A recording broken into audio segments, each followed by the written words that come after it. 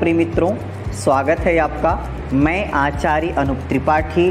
और मित्रों, सबसे पहले आप सभी को दीपावली की बहुत बहुत शुभकामनाएं। दीपावली में दो शब्द हैं, दीप धन आवली। दीपावली में जो दीप शब्द का अर्थ है वह दीपक से है और आवली शब्द का अर्थ श्रेणी, क्रम, श्रृंखला से है। अर्थात जब कभी दीपों को एक समूह में सजाया जाता है, क्रमबद्धता से सजाया जाता है, उसी का नाम दीपावली है। दीपावली एकमात्र त्योहार नहीं है, बल्कि हमारे लिए यह सूत्र है सामान्य जनमानस के एक सूत्र से बांधने का। यह सूत्र है भाईचारे का, उत्साह है बुराई पर अच्छाई की जीत का, तथा माध्यम है अंधेरे से उंजेले की तरफ जाने का। सूत्र है वेद के उद्घोष तमसो मा ज्योतिर्गमय के अनुसंधान का।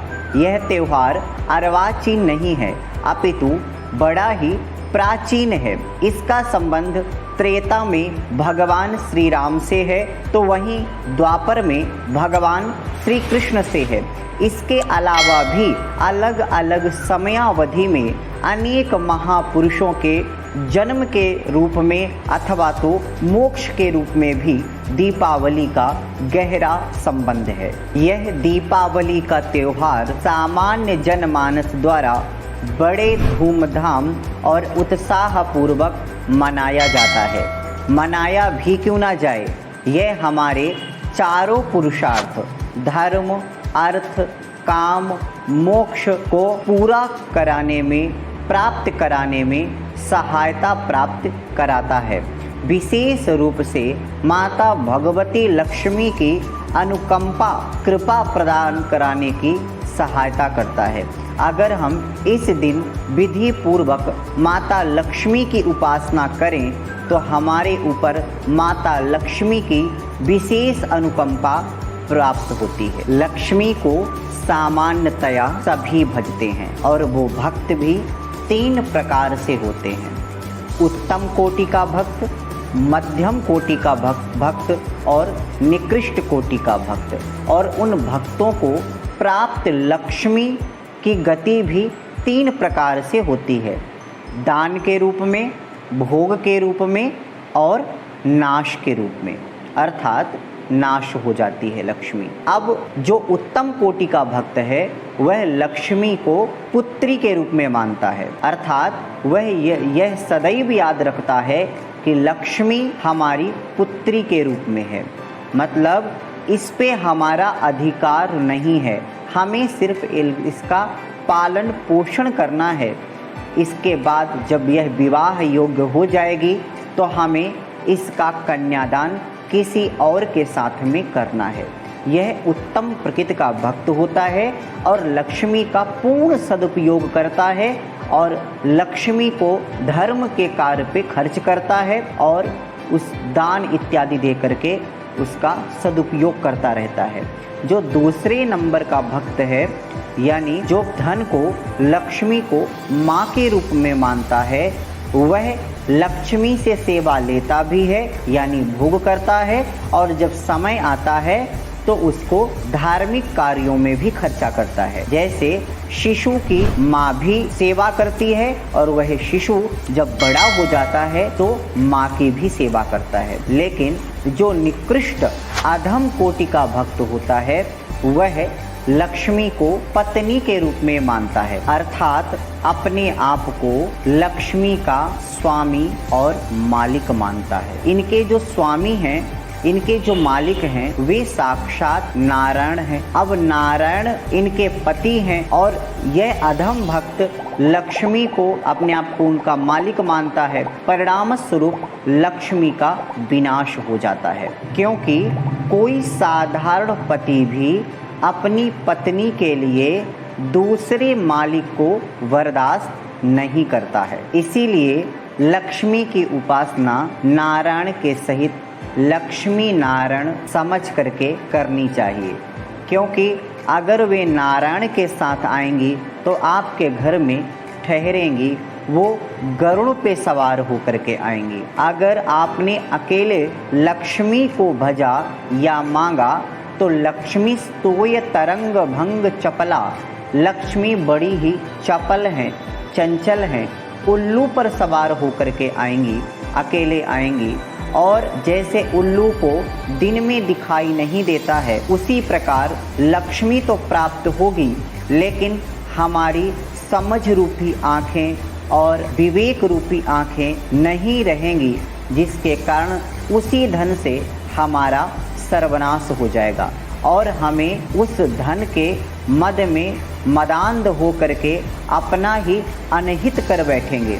इसलिए हमें सदैव ही लक्ष्मी को नारायण के सहित पूजना चाहिए, जिससे कि वो आपके घर में सदैव हमेशा के लिए स्थिर हो जाएं, रुक जाएं और लक्ष्मी नारायण की कृपा हम पर हमेशा के लिए हो जाए। अब यहाँ दो प्रश्न उठते हैं, लक्ष्मी की उपासना हमें कब करनी है और कैसे करनी है। तो सबसे पहले इसका जवाब जान लेते हैं कि कब करनी है। तो दीपावली के दिन हमें लक्ष्मी की विशेष उपासना करनी है। तो दीपावली 4 नवंबर 2021 कार्तिक कृष्ण अमावस्या गुरुवार को है। और इस दिन किस मुहूर्त में हमें लक्ष्मी का पूजन करना चाहिए, इसके लिए हमें दीपावली के दिन अर्थात 4 नवंबर के पंचांग इत्यादि को देखना चाहिए। तो चलिए आज का पंचांग यानी 4 नवंबर 2021 का पंचांग देख लेते हैं। पंचांग में 5 अंग होते हैं, तिथि, वार, नक्षत्र, योग और कर्ण। तो सबसे पहले तिथि की बात करते हैं। तो इस दिन अमावस्या सूर्योदय से ही लग जाएगी, जो कि 5 तारीख तक रात्रि के 2:44 तक रहेगी। वार आप जानते हैं गुरुवार है। नक्षत्र 7:43 से स्वाति नक्षत्र लग जाएगा, जो कि 5 तारीख के 5:08 सुबह तक रहेगा। योग की बात करें तो 11:11 से आयुष्मान योग लग जाएगा। कर्ण 4:25 शाम से नाग कर्ण लग जाएगा। अब इस दिन इस पंचांग में हमें किस समय दीपावली का विशेष पूजन लक्ष्मी प्राप्ति के लिए करना चाहिए, सबसे पहले यह जान लेते हैं। तो एक सूत्र है, प्रदोष समये राजन कर्तव्या दीपमालिका, प्रदोष समये लक्ष्मीं पूजयित्वा। अर्थात हमें प्रदोष के समय लक्ष्मी का पूजन करना चाहिए। इसके साथ में स्थिर लग्न अर्थात वृष लग्न में हमें लक्ष्मी की उपासना करनी चाहिए, जिससे कि हमेशा के लिए लक्ष्मी में स्थिरत्व आ जाता है हमारे घर के लिए। तो चलिए यह देख लेते हैं कि प्रदोष काल कब से कब तक है और स्थिर लग्न हमें 4 नवंबर 2021 दीपावली के दिन कब प्राप्त हो रहा है, वृष लग्न कब प्राप्त हो रहा है। प्रदोष का समय नोट कर लें, 5:47 शाम से 8:20 रात तक है तथा स्थिर लग्न वृष लग्न 6:24 से 8:23 रात्रि तक है। आप यह समझ लीजिए कि अब आपको इस समय के अंदर ही लक्ष्मी का पूजन करना है। तो हम आपको सीधे सीधे बता देते हैं कि आपको कितने बजे से कितने बजे तक पूजन करना आपके लिए अत्यंत शुभ रहने वाला है। तो 6:24 से लेकर के शाम के 8:20 रात्रि तक अत्यंत शुभ मुहूर्त है। इसी समय आपको प्रदोष काल में माता लक्ष्मी का परिवार के सहित बड़े ही भक्ति भाव से पूजन करना चाहिए। इसी के साथ में एक मुहूर्त और होता है जो निशीत काल का मुहूर्त कहा जाता है, और इस समय विशेष भक्त माता लक्ष्मी की विशेष उपासना करते हैं। तो निशीत काल का मुहूर्त भी हम देख लेते हैं, क्योंकि अर्धरात्रि भ्रमत्येव लक्ष्मीं राश्रयितुं गृहान। आधी रात को लक्ष्मी हर घर में जाकर के ठहरने जैसे घर को तलाशती हैं, और उनमें से अगर हमारा घर भी उनके रहने जैसा है तो हमेशा के लिए हमारे घर में बस जाती हैं। इसलिए निशीत काल का पूजन हमें अवश्य करना चाहिए। तो 11:45 रात्रि से 12:36 रात्रि तक निशीत काल का मुहूर्त प्राप्त है। और निशीत काल में भी सिंह लग्न, स्थिर लग्न देखी जाती है। तो हमने आपको सरल शब्दों में बता दिया कि 11:45 से 12:36 के भीतर आपको निशीत काल का पूजन करना चाहिए। कुछ लोग चौघड़ियाँ पे भी विश्वास रखते हैं और मानते हैं, यद्यपि यह शास्त्रोक्त नहीं है, तथापि हम आपको बता देते हैं कि आप अपने दुकान, फैक्ट्री इत्यादि में अगर पूजन करना चाहते हैं अथवा ब्राह्मण से कराना चाहते हैं तो उसके लिए भी शुभ चौघड़ियाँ सुबह 11 बजे से लेकर के दोपहर 3 बजे तक हैं। इसके बाद 5 बजे से लेकर के 9 बजे रात तक हैं। इस समय आप माता लक्ष्मी की उपासना अपने दुकान और फैक्ट्री इत्यादि में कर सकते हैं। इसके साथ एक चीज़ हम आपको और बताना चाहते हैं, जो वृष लग्न हमने बताया आपको स्थिर लग्न है, इस समय ही माता लक्ष्मी की पूजा होती है। लेकिन इस बार एक संयोग ऐसा बना है कि वृष लग्न के समय लग्न में ही राहु बैठा है और जो लग्नेश है वो शुक्र है, अष्टम भाव में बैठा है। और तुला राशि में 4 ग्रह मौजूद हैं जो कि छठे भाव में मौजूद हैं। तो इसलिए इस समय यह थोड़ा दोषपूर्ण भी है ग्रहों के अनुसार। अतः आप सभी को विशेष रूप से राहु और शुक्र की उपासना भी करना चाहिए।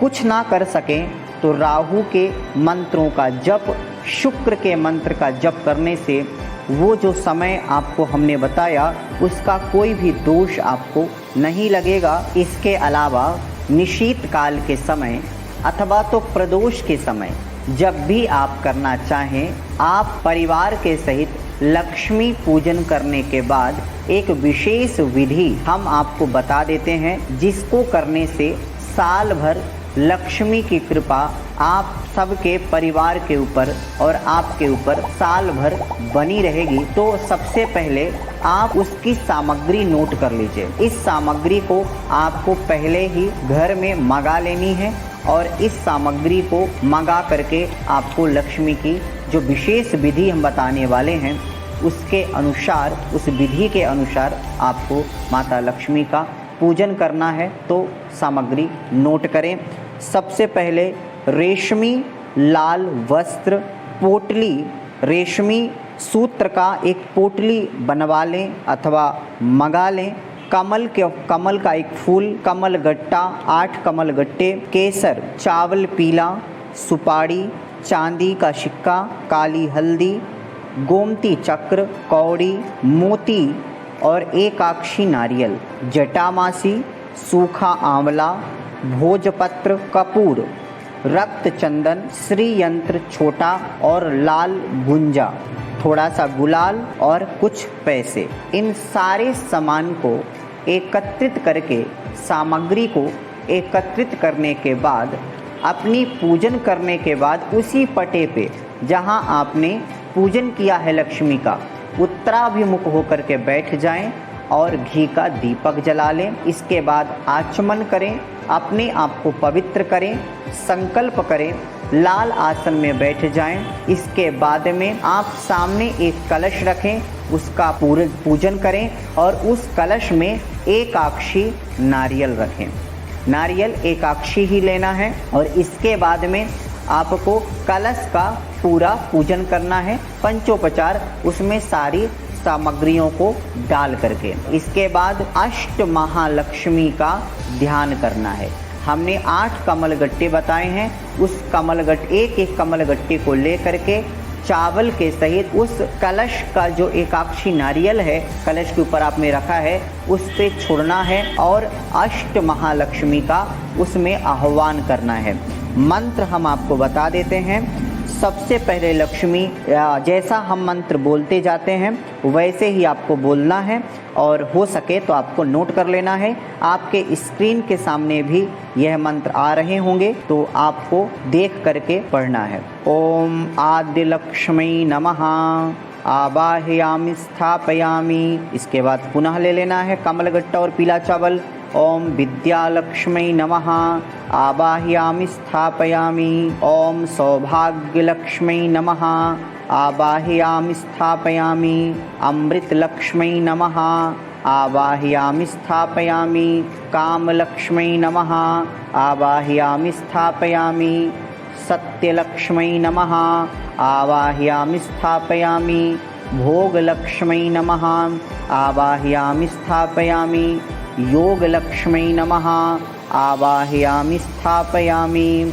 और इस प्रकार से 8 नामों को बोल करके आवाहयामि स्थापयामि हमें 8 कमलगट्टे को छोड़ना है, रखना है। इसके बाद आपको जितनी भी सामग्री है उस सब का पूजन करना है और पूजन करके आपको वह नारियल, कलश का जो नारियल है उसको माता लक्ष्मी का ध्यान करते हुए उठा लेना है।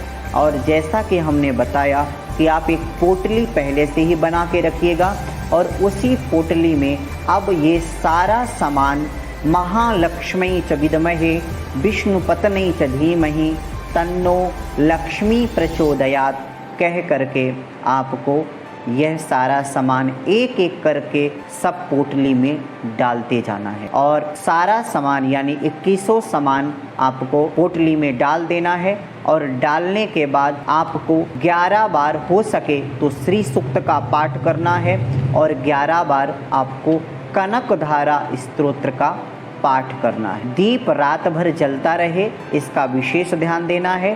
पोटली में डला हुआ सामान भी उसी चौकी में रख देना है।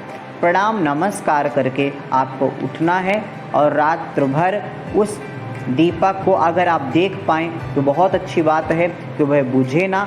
और इसके बाद उस पोटली को अपनी तिजोरी में आपको रखना है। इससे निश्चित रूप से लक्ष्मी की विशेष अनुकंपा आपको प्राप्त होगी। तो चलिए अभी के लिए बस इतना ही। आगे फिर उपस्थित होंगे आपके सामने एक नई जानकारी के साथ। तब तक के लिए नमस्कार।